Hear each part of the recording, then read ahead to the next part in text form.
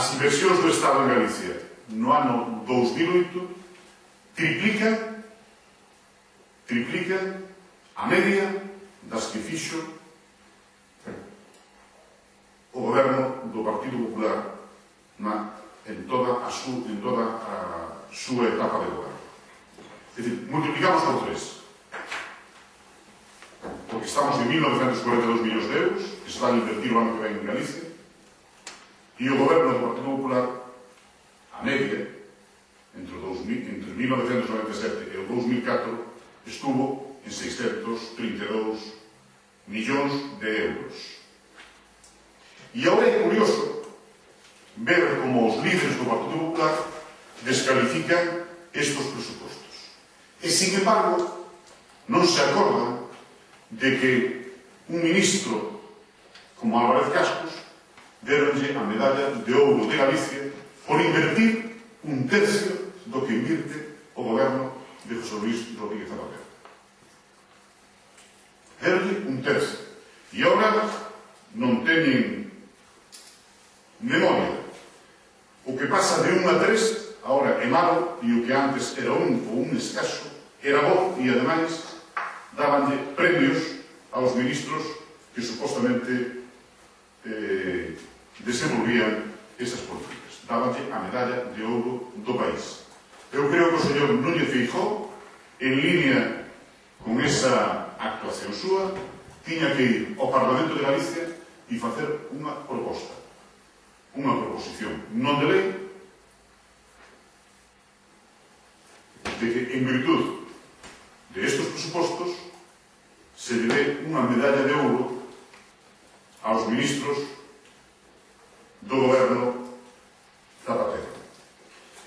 Decíamos que a inversión directa do Estado en Galicia é de 1942 millóns de euros. Unha cifra da que hasta ahora nunca pudemos falar. E supón unha inversión de o 10,7% con respecto ao ano pasado.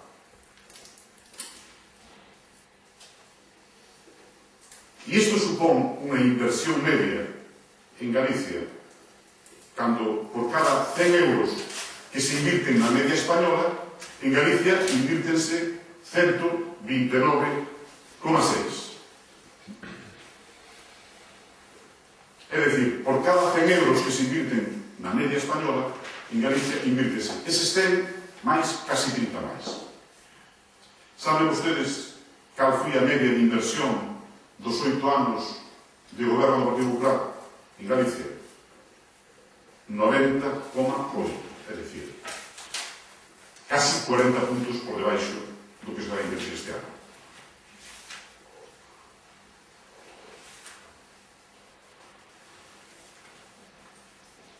Estos 1942 millóns significan o 8% da inversión total do Estado. A inversión total do Estado, pois ben, o 8% desa inversión faise en Galicia. E iso cumple tamén un compromiso do Goberno de España, un compromiso do seu presidente. E estamos por encima do que nos correspondería por población e estamos por encima do que nos correspondería por Producto Interior Bruto. Eso quere decir que estamos por encima da media do que se invirte en Cataluña e da media do que se invirte en Andalucía en base a criterios de PIB ou en base a criterios de población.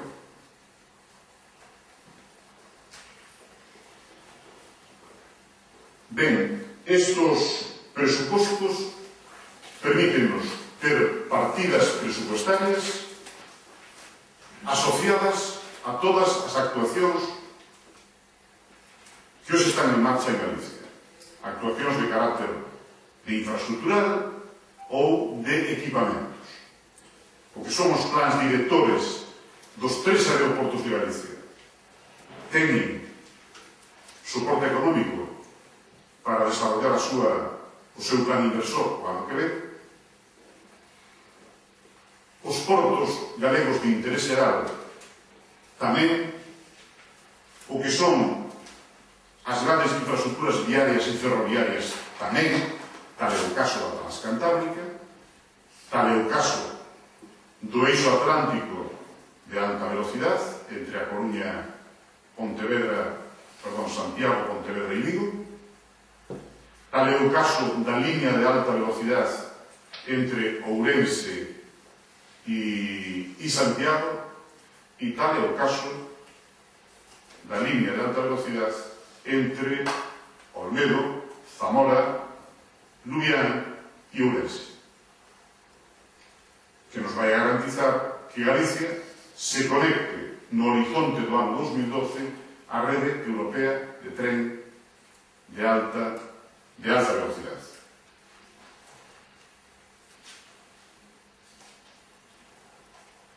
Ben, aquí dentro do capítulo de inversión hai que destacar ferrocarriles, carreteras, portos, aeroportos. En este volumen hai 1.427 millóns de euros, e logo son infraestructuras medioambientales do orden de 300 millóns de euros. Si teñen interés por algún dato concreto, eu dispoño de todos esos datos. Pero, creo que estes días tamén saliron por aí, e o que eu quería facer era unha valoración tanto da súa dimensión social como da súa componente galego. Un volumen de inversión destas características supoñen para Galicia crecimento económico e supoñen para Galicia crecimento de emprego. A mí gustaría escoitar dos líderes do Partido Popular que tiveran a mínima generosidade e a mínima elegancia política de reconocer que ningún goberno de España hasta agora fixo o esforzo de inversión que está facendo o goberno de Zapatero.